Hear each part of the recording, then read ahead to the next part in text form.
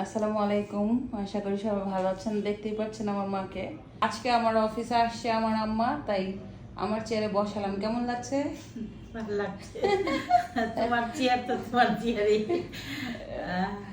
না, আমার চেয়ার তোমার চেয়ার সমান। সো এটা আমার রুম, দেখতেই পাচ্ছেন। এটা আমার হলো ব্লকের রুম। তো অফিসের মধ্যে সব হচ্ছে ইট।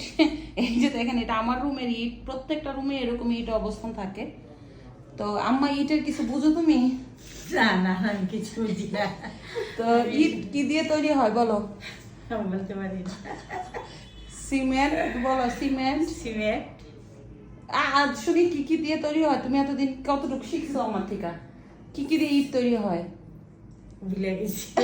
আমরা কি কি আনি এটা বলো। কি কি আনি কারখানায় সেটা তো জানো যতদূর। সিমেন্ট, বালি, নুড়ি পাথর, নুড়ি পাথর, এই তো। সিমেন্ট, তারপরে আরো অন্যান্য মনে নাই না? মনে নাই। কেমিক্যাল। কেমিক্যাল, হ্যাঁ। হ্যাঁ।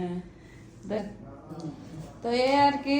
তো সবার কাছে বলো, ইটের কিছু বলো, যে আপনারা সবাই ভালো সবাই থাকবেন। ভালো থাকবেন। আমার মেয়ের জন্য দোয়া করবেন। আমার মেয়ে জানি ভালো করে ব্যবসাটা চালিয়ে নিতে পারে। কারখানার জন্য এবং দোয়া করবেন। কারখানার জন্য যার ভালো অর্ডার আছে, ইনশাল্লাহ জানি ভালোভাবে করতে পারে, আপনাদের কাজ মন মতন দিতে পারে, সেই দোয়াই করে। খোদা হাফেজ। খোদা হাফেজ। আমার আম্মা ভালো সুন্দর কথা বলতে পারে, কে বলছে বলতে পারে না। হ্যাঁ। তো আপনারা সবাই ভালো থাকবেন। খোদা হাফেজ।